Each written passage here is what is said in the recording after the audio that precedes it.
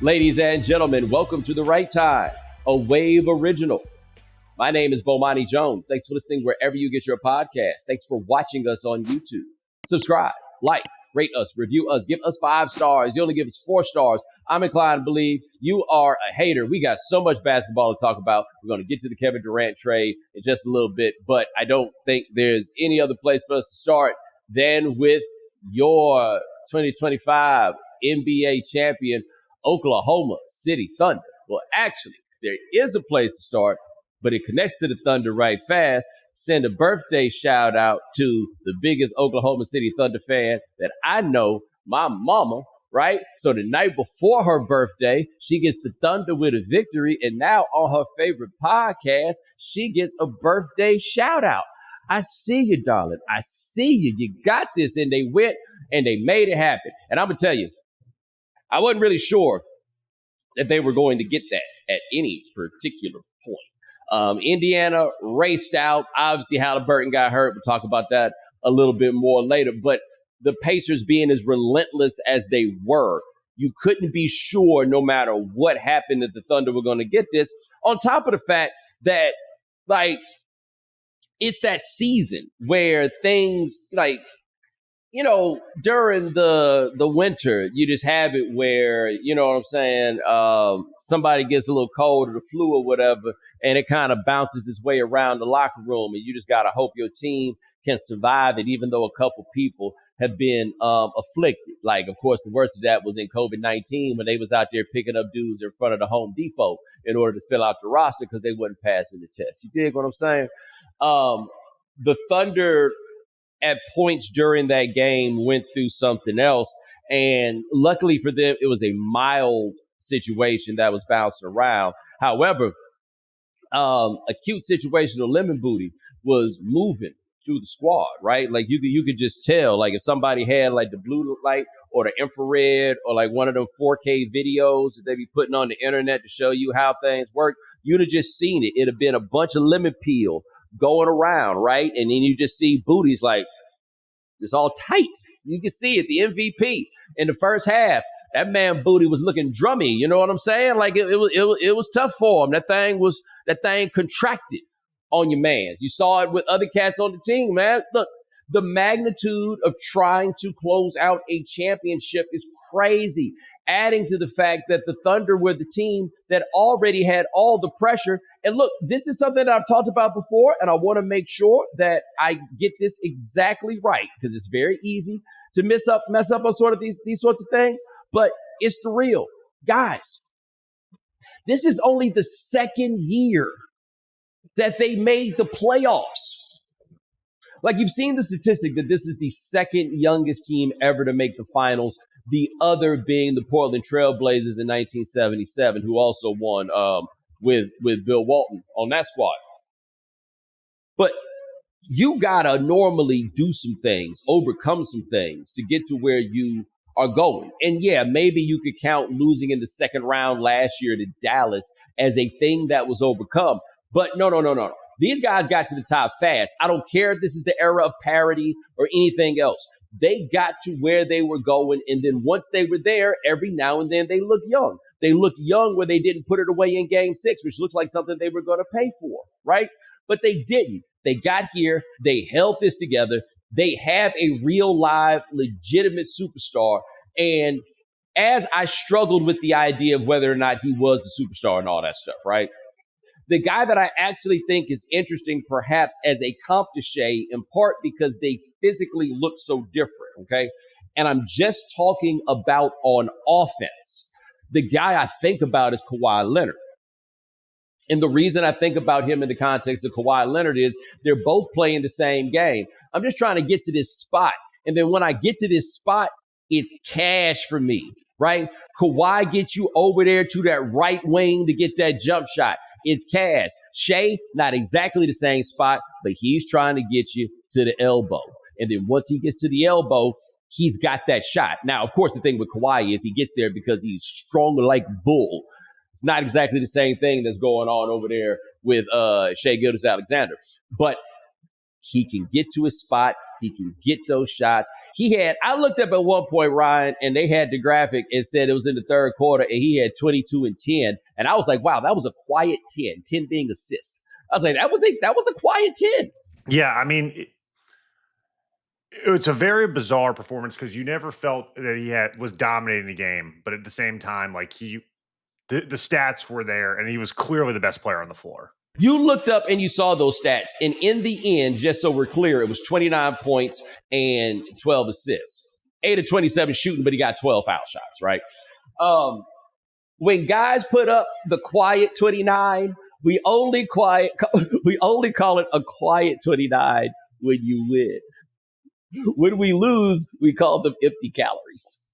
Like, did it really impact the game? Well, clearly on some level, it did. My man Chet came through, hold it down for the skinny folk. I've been seeing all y'all out there. I don't see it with Chet. What they be talking about with Chet put up 18 on 8 field goal attempts, and he had 5 blocks, right?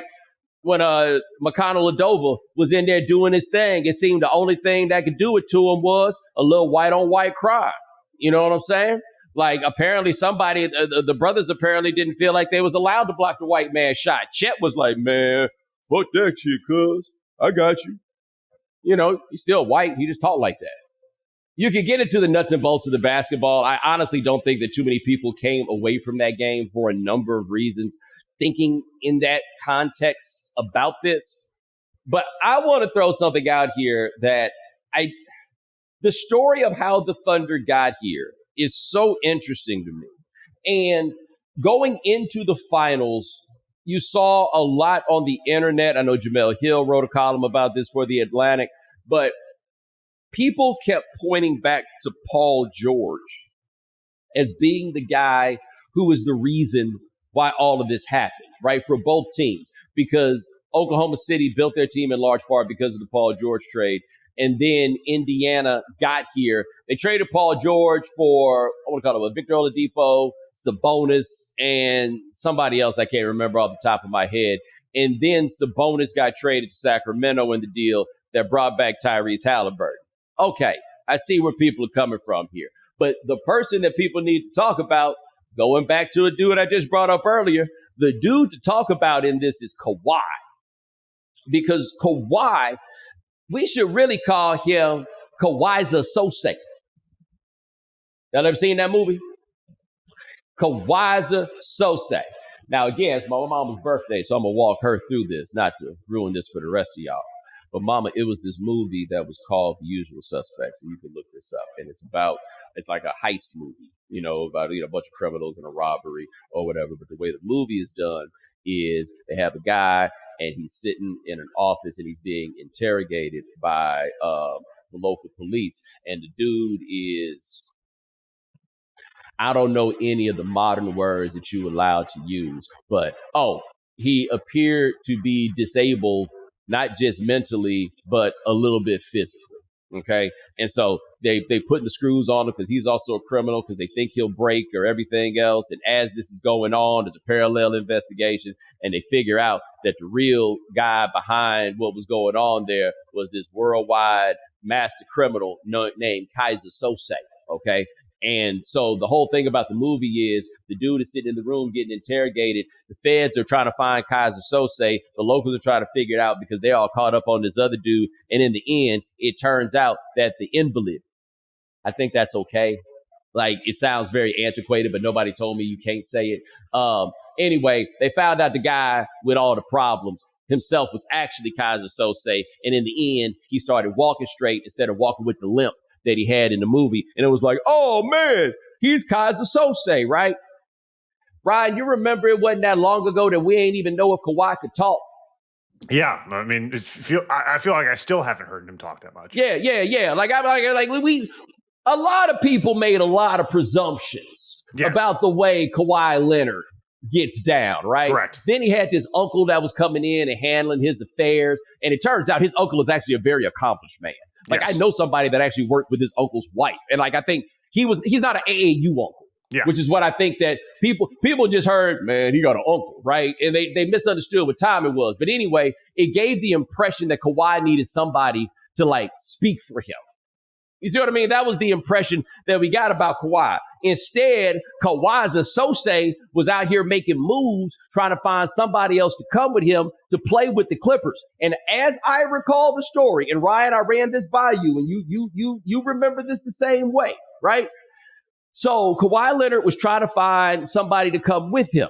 And the way he ultimately got Paul George to decide he wanted to come is that he called Paul George and was like, yo, I want you to come down here. And he's like, nah, man, me and Russ got something going in Oklahoma City. And he was like, I don't know how to tell you this, but your boy, he trying to get out too. And Paul George was like, what? He's trying to get out? Time to go. Fine, then I'll come with you. Little did he know, Kawhi had called Russell Westbrook and offered him the same pitch. And that was what Kawhi was using to say that Russ was talking about getting out of there. Kawhi brought it up. His gimpy ass started walking straight. Right? Like that was an amazing level of game. But what it did for the Thunder that was so important was the Thunder got this gigantic haul with all these picks and, very importantly, Shai Gilgeous-Alexander. They got all of that not because of the value of Paul George, but because that was what the Clippers had to do to get Kawhi and Paul George. Okay? The Clippers were in a position, as they have spent the better part of the last decade and change trying to wash all the Donald Sterling stink off of them. They didn't have an actual real-life superstar. Kawhi Leonard had demonstrated himself at that point with 2 championships and 2 finals MVPs to be a legitimate superstar, a guy with an argument at that point for being the best player in the NBA.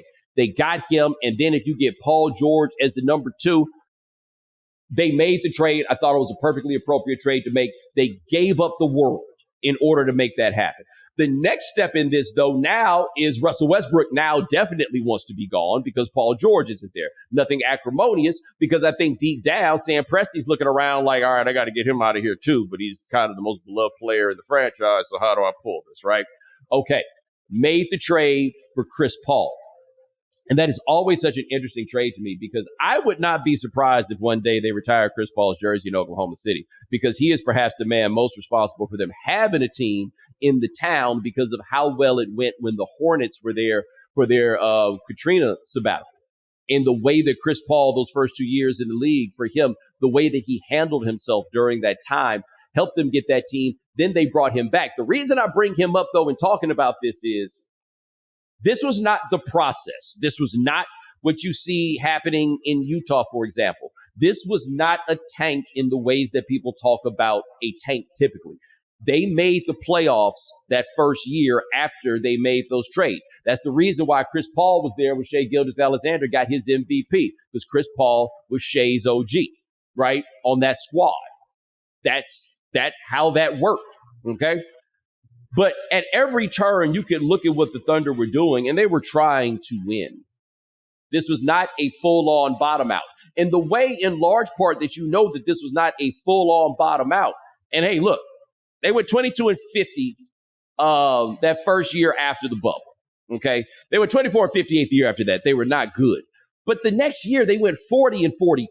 The team that's trying to tank is not a team that's going to waste its time with a 500 season. They went to the play-in, and they didn't get it. They went young, which is not the same thing. The other reason for me this did not feel like a full-on tank, now granted, they changed the rules about how the lottery worked and everything like this. But this team only has one super-duper high pick, and that's Chet Holmgren at pick 2. Nobody else on that squad is one of those. They got this done with, the volume of having all the picks that came from all the moves that they made, right? But they got this done by just having a great eye for talent. Like that, they got here because they have the best general manager in basketball. Like I have felt like that a long time. There was a point while this was going where people were asking the question as to why it was that he was not getting the same hell for the tank that, say, somebody like the Sixers were. And I'm like, the Sixers were actively looking for players to be terrible. Oklahoma City was truly looking for players to help win, even if it didn't happen today. For example, Ryan, Jalen Williams, that's the number 12 pick. Same draft as Chet, but that's the number 12 pick that they got there. You look at the way they've built their team, it feels very, very intentional. From Jalen Williams to Kason Wallace to bringing in Caruso, they're going to throw waves and waves of defenders at you. And that was their clear identity from this entire season and this entire playoffs. And don't forget about left outside Lou Dort. Yeah. Right? It's so funny. If you've ever watched football players play basketball, it's so funny to watch him. Yes, the jumper. You got it. It is the cock it back behind your head and throw it as high as you can. And also the trajectory where it goes, the moon ball shot he hit from 40 feet. Yes. Yeah, looked like a defensive tackle. Yes, while also not pretending like he is anybody other than who he is in terms of the way he plays defense, right? Like this is what it is. But it's all these guys, man, and it's kind of cobbled together when you run through and look at the names. Like the question was, did they have enough guys, like enough guys that could go get it for you? Apparently they did. I still think they can stand to get one more. But when you had Jalen Williams get the 40 piece in game 5, you were like, oh, okay, this is what's happening.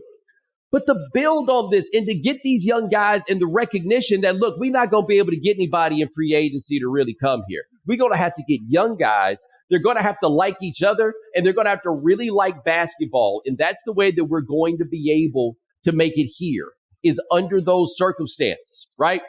We have to build a team and build a franchise that guys want to play for. The only thing the Thunder truly has to offer the modern NBA player is competence. We will make this the best team it can be. We will make you the best player you can be. That is the only way a franchise like that can truly function at a high level, right? To be anywhere near where they are.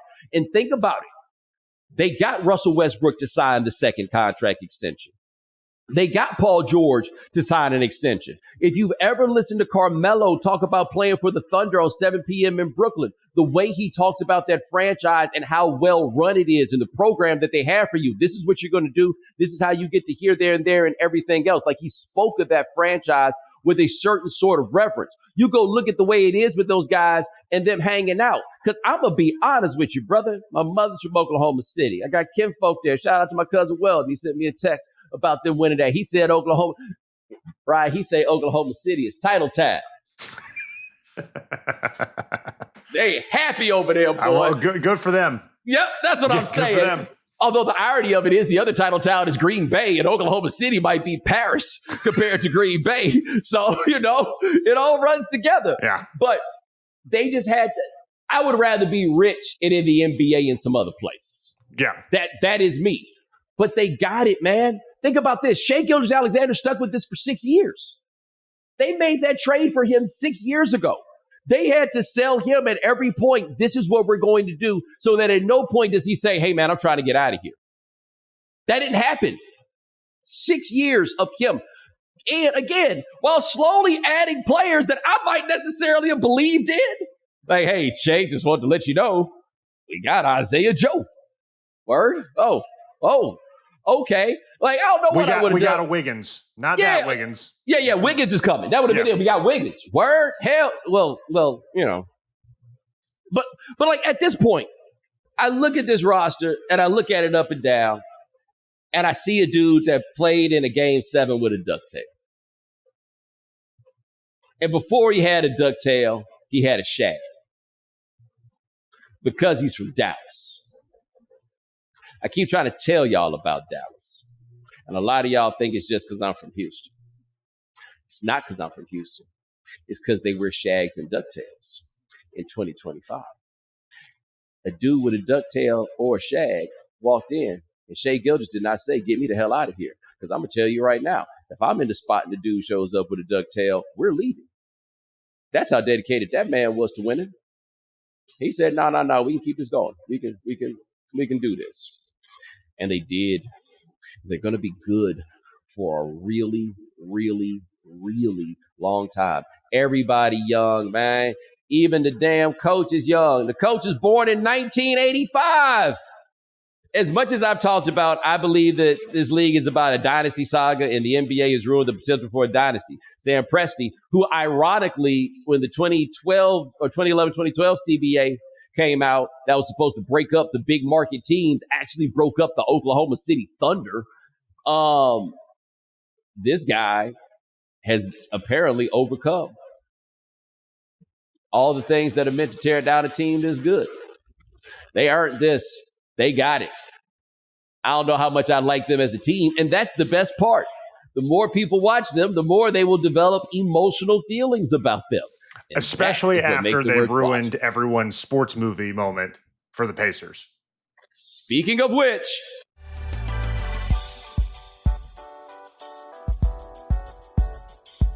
I do not know if I have ever felt more about a team like you can never count them out, like I did about these Pacers. And that's particularly interesting for a team where, I mean, Pascal Siakam being your number 2 player is, I mean, that's not a bad thing to be able to say. I mean, I've already seen a team win a championship with Siakam as the number 2. Whoever you want to call their number 3, that's where it's like, oh, okay, I guess. But never at any point while they were down big in the double digits in the third, down pretty big in the fourth quarter, never thought they were out of it. Down 12 with like 4 minutes left, never thought that they were out of it. Never at any point did I feel that way about them. And that was even with the particular circumstances that they were under in Game 7. I just can't think of a team that I came away from respecting more than I did that particular team and that particular makeup, especially given that they brought it like that after the Haliburton injury. Now, I had more than a few people mention to me during the game when they saw Haliburton hit the ground that, quote, I called it, unquote. I did not call it. I want to be very clear about this. I did not predict this would happen.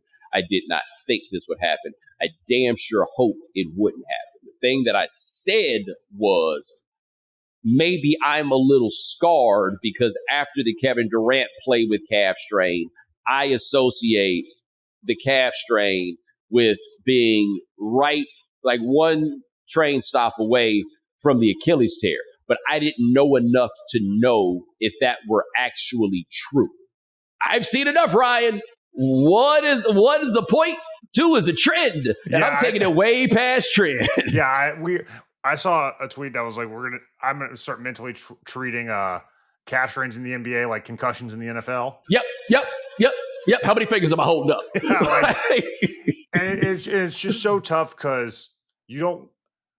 It's just the image of Kevin Durant holding his leg is also fresh in his mind. Like, and when you talk about people calling it, like people want to predict the worst case scenario because they want to be right. Yes. But that still didn't make it any easier to watch. Well, especially because just like the Kevin Durant game, which was, I believe, Game 5 in the NBA Finals in 2019, it was Game 4 or Game 5. I can't remember which, but he was on fire. Yes.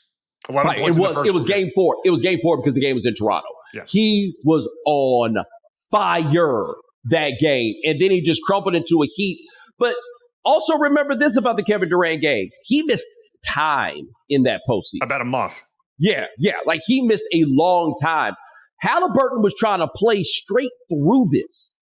Okay. And was effective in Game 6. He was, but that isn't the point, right? Yeah. Like, we are not in a place, at least from what I have seen, where the question is about the blame game on this. I think the case was a little bit different with Durant, especially since he was going to be a free agent, and we all felt pretty confident he wasn't coming back to Golden State. It felt like they were wringing the last drops out of the rag. You know what I'm saying? Before they got done with them. And that felt a little bit unseemly.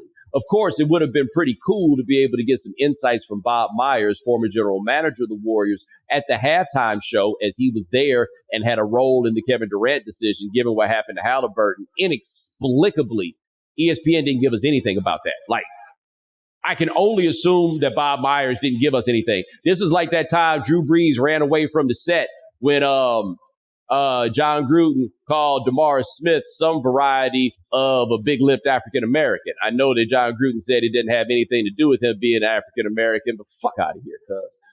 This one felt tragic.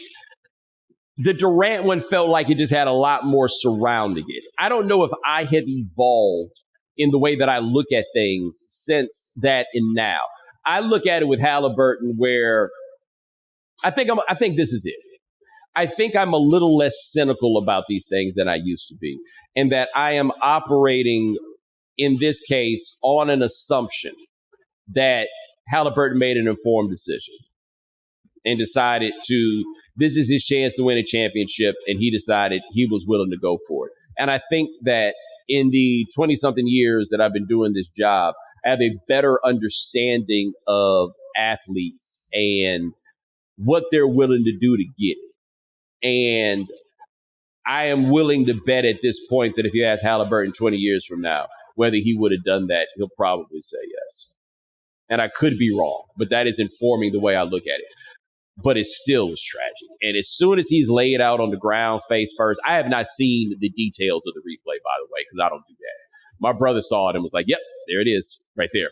Like you can see it. Like we all knew exactly what it was when he laid down. We knew what it was when he started crying, because an Achilles tear is not one that takes a lot to diagnose. In fact, we have not even gotten an official word as I say this. His daddy told Lisa Salters it was an Achilles tear, which I don't think was the most responsible thing for anybody involved to do. But we're all pretty confident that is right. Well, they're happens. testing for severity, not the injury. Yeah, and dude, this is another one, man. 3 star, borderline superstar guys have torn ACLs Achilles in the last 3 months. Dame Lillard, Jason Tatum, and now Tyrese Haliburton. Lillard is at an Achilles tear age in the ways that we have thought of Achilles tears. We talked about this with Tom Haberstroh, who had mentioned this spate of Achilles tears that we had seen. But the idea of seeing a 25-year-old face first on the ground with an Achilles tear. Don't forget this one. Ryan, Luka Doncic was dealing with a calf strain this year with some pushing to get him back out there. I bet you Nico would have started doing press conferences. He would have all of a sudden seen a long media and podcast tour if Luka got hurt. If that would have happened, between defense winning championships and Luka tearing his Achilles, we've heard a lot more from Nico Harrison. Nico would have put out the most heartfelt tweet. He'd have sent that man flowers. He'd have done the whole 9, but he'd have been like, I told y'all. But is this what the NBA is going to be? With all these guys and all these miles. And I was talking to a guy who worked in college basketball after we had done the thing before about these Achilles tears. And the point that he made was, he said the issue isn't so much that guys play more basketball now than they used to. He's like, the difference is they play more basketball in gyms than they used to, right? Because if they weren't playing all these AAU games, they would have been playing on the street or playing in local runs, because basketball players play basketball. That's what they do, right? Like that's where it would have gone. Where he said he thinks the mileage really comes from and where it truly becomes a discussion is in all the time they spend working with trainers and how hard it is. Like, after these guys are used to not having off seasons. Like, just a couple of days ago, a good friend of mine came up here because his son had a basketball game. His son is a top 100 recruit. And the young homie, school year over, like, they still play, right? It's June. The school's still playing school games.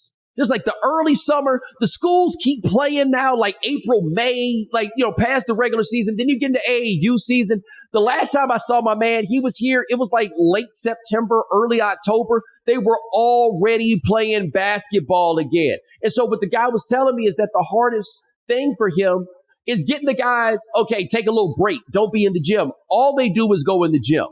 Because the brain is now so focused on get to the NBA. The understanding of the level of competition around them is so strong. And it's like, once you know these other cats are in the gym, well, now I got to be in the gym. They putting in these hours, and everybody's putting it on Instagram. So you see it, and you're recognizing at every moment, this is how much you have to play. And I am not convinced that part is true, but this is how much that you have to do and everything else. And so these guys have an extraordinary number of miles on them. And just the best way to keep the business of the season going is to extend the season. If there's no off season, you can charge for 52 weeks of training instead of 26. That's right. That's right. And so it goes and it goes and it goes. And we just watch. Because Indiana, everything that we were saying about why can't the Thunder keep this going for a long time, it was the same feeling about Indiana. Why can't Indiana keep this going a long time? And now the answer is because their best player just tore his Achilles. Now, it is possible that they've come a long way on these Achilles tears. I mean, Kevin Durant tore his Achilles 6 years ago. 2 years after he tore his Achilles, he was playing well enough, maybe some of the best basketball we'd ever seen Kevin Durant play, to lead a team to a championship if you wore a shoe one size small, right? Like, we saw all of those things, but man, it hurt to watch it, man, especially now, like, I'm in an older age or whatever. Even though I'm not looking at it from the standpoint of somebody to blame, man, it hurt to watch. It was a difficult thing to view and to see that emotion and to see them carry him off the floor and everything else. I'm going to say this one too, and we'll throw it out there. And I mean, we could be general. I don't think they're the only people who did this, but both Perk and Stephen A had a lot to say about Haliburton on the if you can walk, you have to play. I don't say those kinds of things because I don't even want to do a show with a headache. You know what I'm saying? Like, I ain't the guy. I'm not the one to do that. But I do think that this is one of those moments that makes us or requires us often to be a little bit careful about what we say other people should do with their injuries. If you can walk, you can play. Ryan, that's not terribly different than the logic that sent people out there with concussions. Yeah, I mean, and we talk a lot about it. You mentioned that, like, his lack of regret, like all athletes are in that position because they will always make the decision to play through it. Yes. And when I think the similarity of that's hard about concussions is when is it the right time for the player or the organization to make that decision? That's something we haven't figured out with calf strains yet. Yeah. Well, one thing about concussions, and I've said this a while ago, is that we treat that differently because we treat the idea of like the dementia and everything else. Like, right, we prioritize the head and the brain, which makes perfect sense. I'm not saying that it's a bad idea. I'm just saying the other stuff hurts too, and the other stuff is why people take pain pills, right? Like with football players, like these are all injuries, right? They're all bad. They're all miles that guys are going to have to take later. And so we look at playing through those injuries differently than we look at playing through head injuries, and I understand it. But we just watched somebody endure one of the most severe injuries that you can possibly have, and he did it in spite of the fact that what appears to me to have been an obvious warning sign. Now, again, I bet if you asked him to do it over again, he probably would. But that is a decision for him to make. It is not one for me to encourage. So I wish that young man the best. He had one of the best postseasons that I can remember, one of the most clutch postseasons that I can remember. He helped get a team that none of us thought of in this context to a Game 7 of the NBA Finals. They had a great chance to win that game before he got hurt. He did that, and that is not going to be something that gives him solace for a very long time, and I understand that point. But man, you're not going to be able to say you came away from this postseason without a serious respect for Tyrese Haliburton. Stop calling that man Steve Urkel. That's the fine or kill.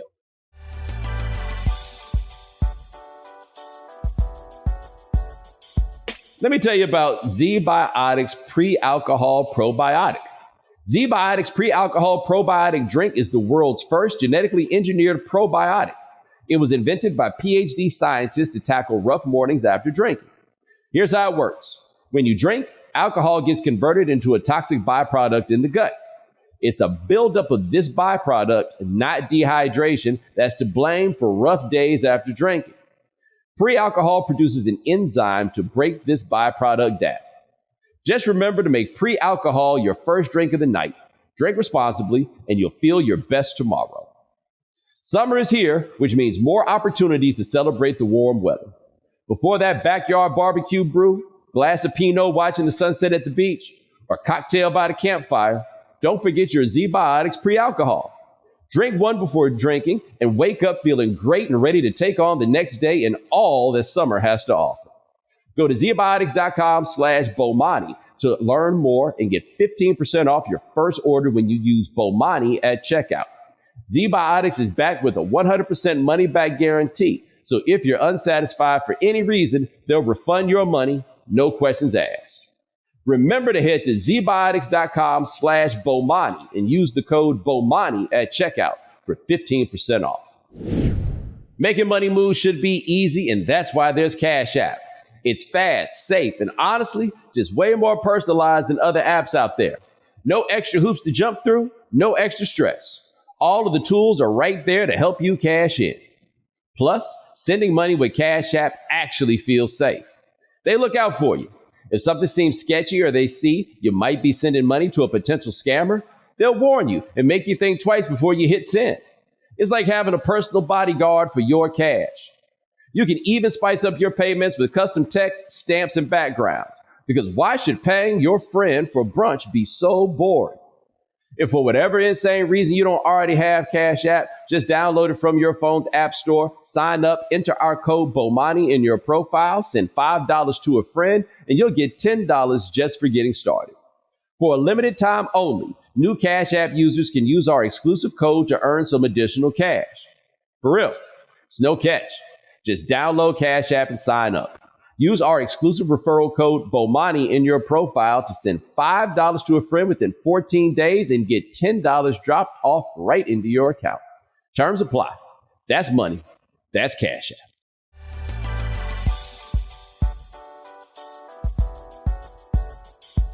All right. We are not doing If You Haven't Heard this go round on the show. And the reason is, it is honestly the first time this has ever happened. We had so much happen that we got to kind of skip out on that for this week. Don't worry. We'll have weird stories for you soon. The morning of Game 7 of the NBA Finals, the word got out that Kevin Durant had been traded to the Houston Rockets. Damn, I wish I had gone to Fanatics Fest. I went on Friday, and Fanatics Fest, and if you don't know this, like the company Fanatics, it's like their big expo show. They have it at the Javits Center in New York City, and very it looked like interesting Comic-Con people. for athletes from the videos Yes, I saw. and it felt like Comic-Con. Oh, goodness, it got a little bit, it's a little weird in there. Yeah, you saw some of the videos. Yeah, like I was there. It was a little strange. They get a lot of people to show up, but I'm they sure do. that the demographics were about 98% dudes. Yes, dudes and very kind women, right? Yeah. And so, they do the thing that is the model for content everywhere, which is we just get famous people on stage to talk to each other. You know what I mean? Like, there's a lot of panels that's just a lot of famous people talking to each other, which I don't necessarily find to be the most interesting thing. But I saw that my good friend Taylor Rooks was going to be interviewing Kevin Durant on Sunday, and I thought about going, but I've been working on a bunch of other stuff, so I hadn't really been able to make it over there, right? And then, of course, the word drops that this trade has been made while Kevin Durant is on stage. Now, first of all, if you think Kevin Durant found out on stage, you don't understand how things work. He may have found out it was official while he was on stage, but they did not trade Kevin Durant to Houston without him having any idea that this was going down. I feel pretty confident saying that Kevin Durant was involved in whatever the moves were, because what nobody wants to do is to acquire a disgruntled Kevin Durant. We've seen that movie. You can win, but you're not going to like it. Okay? No. He was up on what the game was going to be on that trade. Bottom line is, Phoenix had no leverage. 2 years ago, Phoenix traded 4 first-round picks and a bunch of other stuff. Was it 4 first-round picks? Mikal Bridges, Cam Johnson. Like, it was a haul for Kevin Durant. Yeah, just to remember, Mikal Bridges, who went for 4 first-round picks, and they got traded for 5 first-round picks. Yes, that is a great point. Yeah. This trade was the number 10 pick in the draft, Dylan Brooks, Jalen Green, 5 second-round picks in order to get Kevin Durant. And the number 10 pick in the draft was Phoenix getting its own pick back. What had been long forecast, and Brian Windhorst called this trade a year ago, that the Rockets were getting got some of Phoenix's picks from the Nets, because Phoenix is in a position where they can't even tank to get better because they don't have control over their picks. And so the Rockets went to get Phoenix's picks because they're more valuable to Phoenix than they are to anybody else. And then Phoenix could perhaps then get those back and the Rockets could use that to get Kevin Durant. They managed to get Kevin Durant without having to give up those picks. That is crazy.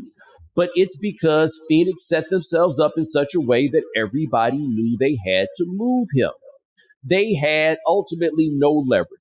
The question was just going to be whether there were teams who would be willing to trade for Durant without him saying he wanted to go there. Minnesota, Durant does not want to go there. Would you be willing to do what Masai Ujiri did when he got Kawhi Leonard? I don't care if you want to come. We're going to try this for a year, and we're going to see how that goes. Was that something that Minnesota was going to be willing to do? I think that was the question that surrounded Durant's camp. Nope. Wound up going to the Rockets. I think this was a steal for the Rockets. My best friend from growing up hit me and was like, why are we giving up all of this? We being the Rockets. Like, why are they giving up all of this? And I'm like, I didn't think they gave up all of anything. They gave up Dylan Brooks. Okay, they got Amen Thompson. Not that you don't want to have two very good defensive players, but they got another one of those that's better. Okay, cool. They gave up Jalen Green. I believe that to be addition by subtraction. I just don't. I don't think that young man plays winning basketball. I just don't. And I don't think Phoenix thinks it either, because everything we hear is that they're going to move him to a third team. What third team? Who the hell trying to do that? Anyway, those 5 second-round picks. Second-round picks are, you know what second-round picks are? Change. Right? Like, hey, man, this will cost you $18. Damn, I only got a 20. All right, you want some of these second-round picks then? You know what I mean? Quarters, they're like, yeah, they're like $1 bills, right? Or you know what they're like? They're like when you go to the casino and you hit for blackjack and blackjack's 3-2, but you did it with some weird number, so they got to give you a 50-cent piece. Yep. There, that's what second round picks are, right? They just gave them a little change out of their pockets and said that they could have that part. But I don't think the Rockets gave up anything. And if they are so inclined, they're still in a position to bring Giannis to the Nigerian ancestral home of America, Houston. He ain't got to use that funny spelling of his last name ever again. He come back to Houston, he'll be back amongst his homies. You know, just hanging out with engineers all the time. Be right there for him. And rappers. They got a few of those too. Shout out to the homie Toby. The Rockets now, what did the Rockets not have last postseason? Got to get a shot. Right? Big moment in the game you needed. What the Rockets didn't have was a guy to get that shot. Now they have a guy to get that shot. Huge. Because he'll be able to get that shot for the rest of his life. Yeah, and also they extended their coach, which is their handle sulky KD insurance. Because you know who is not interested in sulky Kevin Durant? And he's already done it. Yeah. Right? He worked with, Ime worked with him in Brooklyn. Like, he's very aware of who the guy is that he's getting, and Kevin Durant likes him. So this is, I think for the Rockets, this was great. Even if they don't get Giannis,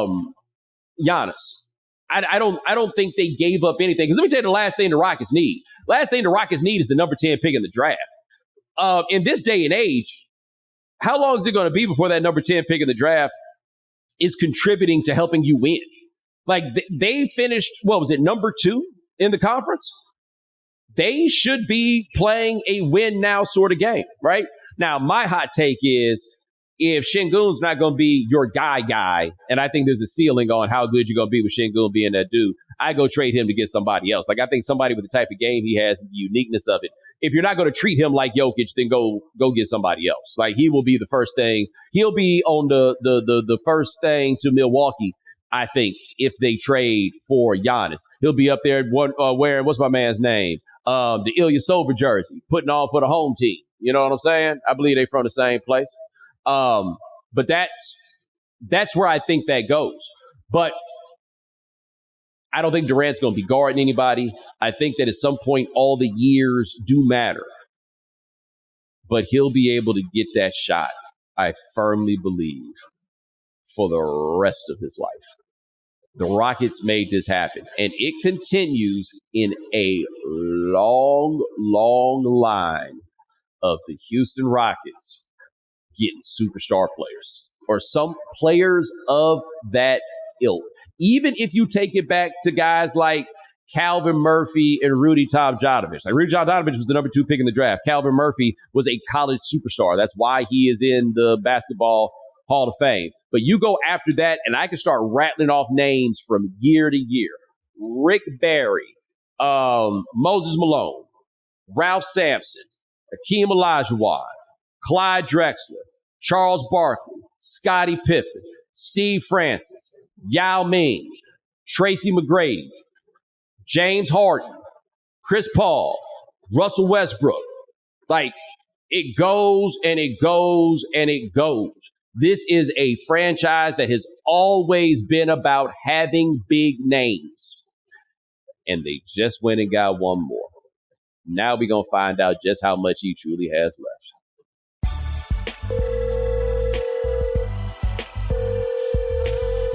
All right, we got an oldie but a goodie. Tell us about that time you went up against a former, a professional athlete coming up. We got some good ones. Here's the first one. What's up, Bo? This is Eric and Andy, man. Your prompt was about the time you ran up against somebody who would end up being a big star. So I was a pretty good football player in Indiana, man. Decent athlete, doing my own thing. And I thought, my senior year, all-state, I'd test my mettle against the best. So I go to a camp in Ohio that draws people from all across the Midwest. I'm an offensive lineman. We're out there doing our thing. I look the part. I'm a decent-sized guy, pretty athletic, doing our thing. So we get to the one-on-one drills, and I'm holding my own. But there's one dude, he's testing me. I can't get to my spot to cut him off. He's a linebacker, and he keeps getting there a step before me, and he's starting to realize he got me. He's in my head a little bit, so he thumped me a couple times. So we get into like the Oklahoma drills and the one-on-one drills, that kind of thing. And every time I get up against this dude, it's a battle. But he's starting to it's becoming clear to me that he actually knows what's up. So he thumps me a couple times. I get up and do my thing. Everybody cheering. Everybody's cool. But at one point, we get up there, man. He didn't do this to me, man. We get up there, we do our thing. I'm standing up, and he just decided, man, he just mushed me down, pushed me down, goes around me. And at that point, my Division I football dream died. I realized it. I'm like, you know what? I can hustle a little bit, but these dudes might be a little bigger than me, just a step faster, stronger, and maybe I'll go someplace where I actually get some playing time. So, by the way, that brother's name was Thomas Pepper Johnson. So, all right, Bo, I'll catch you next time, man. Peace. First of all, he sounds a lot younger than I thought he was to be throwing out Pepper Johnson. Ryan, are you even familiar with Pepper Johnson? Yeah. I had to look it up to confirm, but yeah, I certainly didn't see him play. Yeah, Pepper Johnson played with LT. Yeah. Yes, and he's old school. We ain't been calling people Pepper for a long time. Yeah, I didn't know they still made those. No, we might make a Pep every now and then, but a Pepper? No, that's new. Yeah. Or old. All right, here's the next one. What's up, Bomani? This is David from LA. This story takes place, but I'm calling about the time where you matched up with a future professional. And I played a little JUCO ball in Illinois. And I'm coming off ACL, and we about to have new teammates. So one of these new teammates, excuse me, he brings his younger brother. He was like, oh yeah, younger brother just got a scholarship, play D1 ball, and in my head I'm like, I already been playing college ball, so I'm about to welcome him to college ball, to the wonderful world of JUCO. So that's when and plus I had been seeing him on the local news in high school, just dunking on people. So I was like, all right, whatever, man. I'm finna show this young boy what it is. And plus I got something to prove because I'm coming off an ACL injury, the first time, mind you. So anyway, there's a switch, and I end up guarding him. He goes right to the post, and he calls for the ball. So now I'm like, man, ain't no bounce in the house. What you think this is? Now, I'm all of 6'1". He was taller than 6'1", but still, it was offensive to me. So I said, all right, well, he's going to jump in the air to get the ball as soon as he lands. Forearm to the back. Ain't gonna hurt him, but I'm gonna meet him when he drops, when he comes back down with some physicality. And sure enough, they threw him the ball. He jumped to get it. He landed. I hit him with the forearm. It just as planned, only he slithered and spun off of it so quick to where, you know how sometimes you can't just follow him. You have to go the other way to recover. And by that time, he was already in the air. And I got boomed on. And that future NBA Hall of Famer was Dwayne Wade. Oh, Hated him ever since. Love the show, bro. first of all, I didn't know y'all said boom in Chicago. I feel like that's a Texas way. Somebody got boomed on. He said, I thought I got him. I've been playing junior college basketball. I love the That's a different man. Yeah. he was in the Matrix. Like getting turned around like he's Roadrunner. Right. Where'd he go? Oh, that's funny. All right. Here's our last one. Mr. Jones, I've been waiting for this one. I grew up in Pensacola, Florida. Now, you probably know about 5, 6 people, famous athletes from Pensacola, Florida.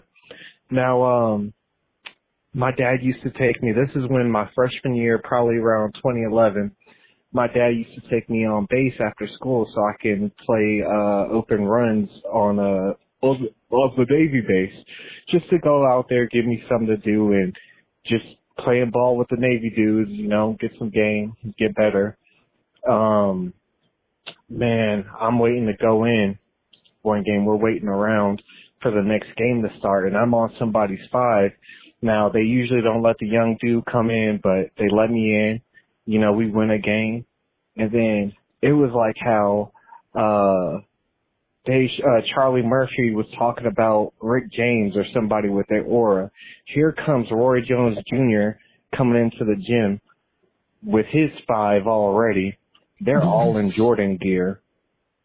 And they just got next. They ain't have to wait. They just got next. So I'm nervous. These Navy dudes was scared. The youngest dude and the tallest dude was me. I was probably 5'9" at the time. I had to guard Roy Jones Jr. And I don't know if he has YouTube clips of him playing ball, but I swear to you, play Roy Jones Jr. in basketball. His shot looked like Kevin Ducksworth or something like that. He's pulling up like Steph Curry. He has a post game, and he was giving me that work. And every other time, if I was doing bad, they'll switch me off. Nah, I had to get it the whole game. At one point in the game, we both went out. We both went up for a rebound, and he accidentally nudged me in my face. Not a hard elbow, but a little one.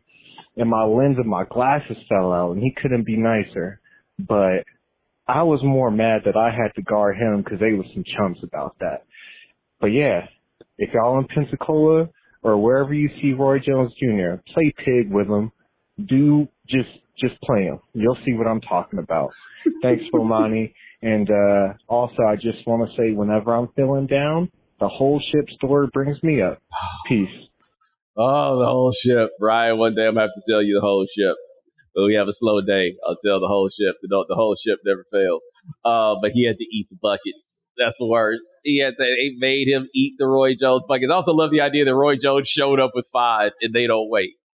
There's very few things that will guarantee you to be on the voicemails, no matter what is on this. Military base in Pensacola, pretty high. Walked in like Charlie Murphy or Prince Story, almost a guarantee. If you say that person is Roy Jones, that's an auto selection. That's the easiest job I had. I think it worked well. I think it worked well. But ladies and gentlemen, thanks so much for joining us here on The Right Time. We do this here 3 times a week. Brian Brumley handling everything behind the scenes. Thank you, sir. Remember, follow The Right Time. Subscribe, like, rate us, review us, give us 5 stars. You only give us 4 stars. I'm inclined to believe you are a hater. And we'll talk to you guys in a couple of days. Take it easy.